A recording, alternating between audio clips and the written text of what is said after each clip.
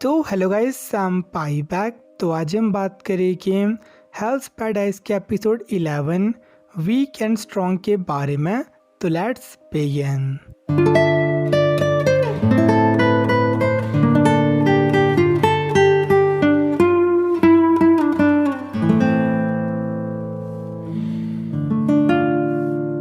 तो last episode में एक दोषी चिबोई को स्टैप करके नॉकडाउन कर देता है और अब वो प्लान कर रहा था उसे वापस से होल में फेंकने का, लेकिन तभी चिबोई वापस उठ के दोषी पे अटैक करता है और हम देखते हैं चिबोई का थ्रोट वापस से रिजनरेट हो गया था। एज जब चिबोई होल में था तो उसकी बॉडी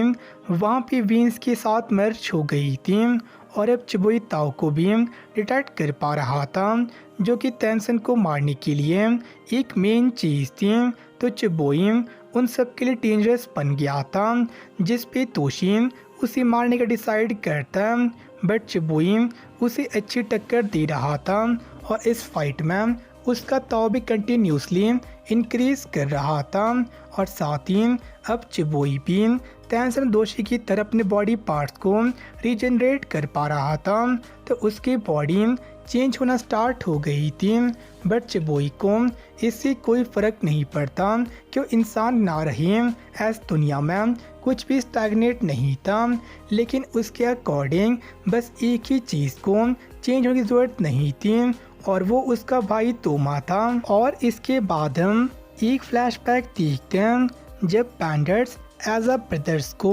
बैंड्स में टर्न करना चाहते थे, तो सबसे पहले तोमा को ही बैंड बनाना चाहते थे, बट इस पे चिबोई अपनी एक आँख को फोड़ देता उनकी तरह दिखने को, ताकि तोमा को ये चीज़ ना करना पड़े। और प्रेजेंट में चिबोई दोषी को ओवर पावर कर रहा था और उसके नेवल पर अटैक करके उसे इंजर्ड भी कर देता है। और अब चिबोई को भी तुआ दिखना स्टार्ट हो जाता है और इसको देख के दोषी बहुत ज़्यादा डर जाता है और सोशिन को बुलाता है, बट तोमा सभी सोशिन को ऑलरेडी मार चुका था। और चिबोई भी दोषी को देख देख के ताव यूज़ करना सीख जाता है और इसी ताव का यूज़ करके उसे बुरी तरह इंजर्ड कर देता है और इसे कंफर्म हो गया था कि वो टेंसन को भी इससे बीट कर सकता है और उसी दोषी से उनकी लोकेशन पूछता है। और भले ही तोमा बहुत ज़्यादा ग्लैड था कि उसका भाई बिल्कुल ठीक था, बट साथ में उसे कुछ गड़बड़ भी लग रही थी। एज जो वेन मार्क्स चिबोई के नेक पे थी वो ग्रो कर रही थी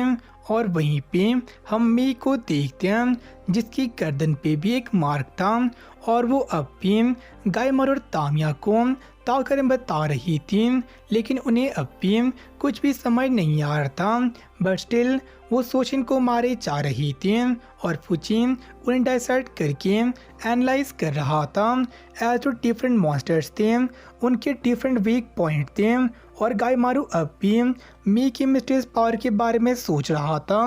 एज इससे एक बात क्लियर थी कि मैं ऑर्डिनरी ह्यूमन नहीं थी और इसी चक्कर में वो मी को इंटेंसिवली देख रहा था, जिस पे मैं रोना स्टार्ट कर दी थी। एज चाहे जो कुछ भी हो जाए मैं स्टिल एक बच्ची थी और इस पे तामी उसे क्या था मी को ना रुलाने को, बट तभी एक दोषी ताम पे अटैक कर देता जिसे तामिया इजली ब्लॉक कर देता और हमें पता चलता कि दोषी भी मी को ही ढूंढ रही थी और मी को कुछ सेंचुरीज पहले पैलेस से बैनिश किया गया था, जिसके बाद से मैं हुराई से भी गायब हो गई थी और रेन ने उन्हें मी को ढूंढने के लिए मना किया था, बट बाय लक वो अब मिल गई थी और वो मी को वापस ले जाना चाहती थी एज में ह्यूमंस के साथ में बिलोंग नहीं करती, क्योंकि वो भी टेंसन की तरह ही थी और साथ में उन्हें मी की हेल्प चाहिए थी। और गाबी मारू ये सब देख के सोच रहा था कि उसे इस सब में इन्वॉल्व होने की ज़रूरत नहीं थी, एज ये चीज़ उसे अपने गोल से भटका सकती है। बट तब यो मी को रोते हुए देखता है, जिस पे गाबी मारू से बचाने के लिए कूद जाता है और उसे पता था वो ओवर रिएक्ट कर रहा था, बट वो फिर से मी को रोते हुए नहीं देख सकता। लेकिन तभी वहाँ पे एक और दोषी आ जाता है और वो दोनों प्लान कर रही थी मी को वापस ले जाने का। और वो दोनों इंसेक्ट टाइप के दोषी थे, तो उनमें से एक सेंटीपीड्स को कंट्रोल कर रहा था और दूसरा बटरफ्लाइज को। और बटरफ्लाई को देख के तामिया बहुत ज़्यादा गुस्सा हो जाता है, एज उनकी वजह से उसे एक हाथ को खोना पड़ा था। तो एज एन रिवेंज वो उस दोषी को मारना चाहता जो उसे कंट्रोल कर रही थी, लेकिन दोषी अपने ताऊ के पावर को यूज़ करके तामी और गाबी मारू को ईजिली ओवरपावर कर रही थी और उनसे पूछते क्यों वो मी को बचा रही थी। तो गैमर के अकॉर्डिंग जब से आइलैंड पे आया था वो चेंज हो गया था, बट ये बुरी बात नहीं थी और साथ में मैंने उसकी हेल्प की थी, तो अब वो मी की हेल्प कर रहा था। और गाबी मारू उनसे पूछता है क्यों वो मी के लिए ऑब्सेस थे, तो वो उसे बताते हैं कि दोषी ताऊ के बारे में सीखते हैं और उसमें ट्रेन करते हैं और ट्रेनिंग के लिए मी बहुत ज़्यादा एसेंशियल थी और इसी वजह से उसे वापस ले जाना चाहती थी। लेकिन ये बात भी तामी और गाबी मारू के पल्ले नहीं पड़ती और इस पे दोषी उन्हें बताते हैं कि ताऊ मास्टर करने के लिए 5 स्टेप्स थे, दोइन, ताइसोकु, शुइत्सु, शोतेन और फाइनली बोचू जुत्सु, जो सबसे इम्पोर्टेंट स्टेज थी। और जो पहले स्टेजेस थी उसमें बॉडी और माइंड की ट्रेनिंग इन्वॉल्व थी, जो कोई भी अकेले कर सकता है, बट पोचू जित्सु के लिए एक पार्टनर ज़रूरी था। एज ए स्टेज में यिन और यांग की सर्कुलेशन या कांग्रेस इन्वॉल्व थी, यानी कि सेक्सुअल इंटरकोर्स, और दुनिया में जितने भी चीज़ें थी वो यिन या फिर यांग काई को होल्ड करती हैं। तो एक आदमी को अपने ताऊ को उस स्टेज तक ट्रेन करना पड़ेगा कि वो दोनों काई को साथ में ही सर्कुलेट कर सके और ताऊ को मास्टर करने पे वो नेचर के लॉ को भी चेंज कर सकता है। और ये टेक्निक तेंसन ने डेवलप की थी, पर तेंसन खुद ट्रांसेंड बीइंग्स थे, तो यिंग और यांग को अपने आप पे सर्कुलेट करके बोचू जित्सु को परफॉर्म करती थी और इसी तरह वो हज़ारों साल से ट्रेन कर रही थी अपने ताऊ को ग्रेटेस्ट लेवल अचीव कराने के लिए। और यिन और यांग काई रिस्पेक्टिव सेक्सेस को रिप्रेजेंट करती हैं, बट तेंसन के केस में उनके पास दोनों काई थी, लेकिन ऑर्डिनरी बीइंग बस एक ही काई को पजेस करते हैं, तो वो लोग एक पार्टनर रिक्वायर करते हैं यंग और यांग सर्कुलेशन के लिए। और दोषी भी मेल थे, तो उनके पास यांग काई थी और वहीं पे मैं एक फीमेल थी जिसकी यंग काई हाईएस्ट क्वालिटी की थी, तो वो उसके साथ में ज्वाइन करके सर्कुलेट करना चाहती थी ताकि दोषी भी बोचू जित्सु को परफॉर्म कर सकें। और वो एक प्रकार से सेक्सुअल इंटरकोर्स की बात कर रही थी, जिसे सुन के गायमा और तामिया गुस्सा हो रही थी। और साथ ही दोषी बताते हैं कि जो मी का ओरिजिन था वो तेंसन की तरह ही था, लेकिन मी एक इन्फीरियर बीइंग थी, एज उसके पास में बस यिन काई थी और इसी वजह से उसे पहले से बैनिश किया गया था। और जाते हुए जो रेन था उसकी गर्दन पे एक खाफ को इम्प्लेट करता है, जिसके मार्क हम अभी तक देख सकते हैं। और साथ में रेन ने उसे 2 चॉइस दी थी, या तो वो मर जाए या फिर दोषी की पार्टनर बन जाए, लेकिन वो वहाँ से भाग जाती है और फाइनली वो उन्हें मिल गई थी। तो दोषी उसे वापस ले जाना चाहती थी ताकि ट्रेनिंग कर सके। और ये सब सुन के गाबी मारू बहुत ज़्यादा गुस्सा हो जाता है, एज उसके अकॉर्डिंग जो भी दोषी कह रही थी वो अनफॉरगिवेबल था। और गैमर के पावर को देख के दोषी भी उसे मारने का डिसाइड करते हैं और अपने इंसेक्ट से मिलके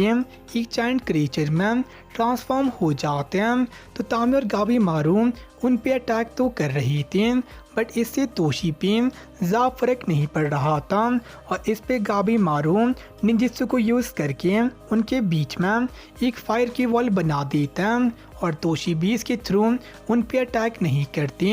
एज इससे मे भी इंजर्ड हो सकती थी। और वहीं पे गाबी मारू ताऊ को सेंस तो कर पा रहा था, पर प्रिसाइजली डिटेक्ट नहीं कर पा रहा था और उसे समझ नहीं आ रही थी कि मैं क्या बताने की कोशिश कर रही थी, जिस पे फूजी समझाता कि उसे ताओ को देखने के लिए अपने माइंड को सेम टाइम पे ही स्ट्रॉन्ग और वीक रखना पड़ेगा और इसके बाद उसे मे भी डायरेक्टली टच करके ताओ सेंस कराती है, जिसके बाद से वो भी ताओ को सेंस करना स्टार्ट कर देता है, बट वो अभी भी उसे नहीं देख पा रहा था और इस पे फूची उसे बताता है कि उसे ताओ को देखने के लिए अपने माइंड को वीक करना पड़ेगा। एस ताओ लाइफ फोर्स की विजिबल एक्सप्रेशन थी और उसे मे भी बताती है कि वीकनेस ही स्ट्रेंथ की सीट थी, जो सेम चीज़ उसे सागिर ने कही थी और ये सब सुन के गाबी मारू भी रियलाइज करता है और फाइनली उसे भी ताओ दिखना स्टार्ट हो जाता है, जिस पे मे भी सरप्राइज हो जाती है। एस गाय मारू का ताओ बहुत ज़्यादा बड़ा था और अब गाय मारू को दोषी के अटैक दिख रही थी और वो उन्हें ईजिली डॉज भी कर रहा था और ताओ को यूज़ करके जो फील कर रहा था उसने इवाकुरा की भी हेलिश ट्रेनिंग में ये कभी फील नहीं किया था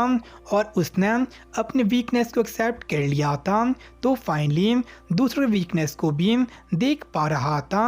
और वो समझ जाता है कि सागरी की स्ट्रेंथ क्या थी और गाबी मारू उन दोनों दोषी को हरा देता है और अब वो फाइनली टेंशन के लेवल पे था और वो गाबी मारू उनसे इंफॉर्मेशन निकाल रहा था, तो दोषी उसे बताते हैं कि उन्हें वहाँ पे टेंशन ने भेजा था उन पे नज़र रखने के लिए, एस उनके अकॉर्डिंग जो ह्यूमंस इस बार आई थी वो थोड़ी अलग थी और वो सब बता रही थी उसे डिस्ट्रैक्ट करने के लिए और मौका मिलते ही वो गाय मारू पे अटैक करते हैं, बट तामिया भी उसे बचाने आ जाता है, तो तामिया एक दोषी को मारता है और गाबी मारू दूसरे को मार देता है और वहीं पे सागरी युजुरिया सैंता और होको हुराई पहुंच जाते हैं और सभी उसे देख के मैस्मराइज हो जाते हैं, बट अंदर एंटर करते ही मुदा नाम का टेंशन हो के सिर को उड़ा देता है और यहीं पे एपिसोड एंड हो जाता है। तो आज का काफ़ी सही था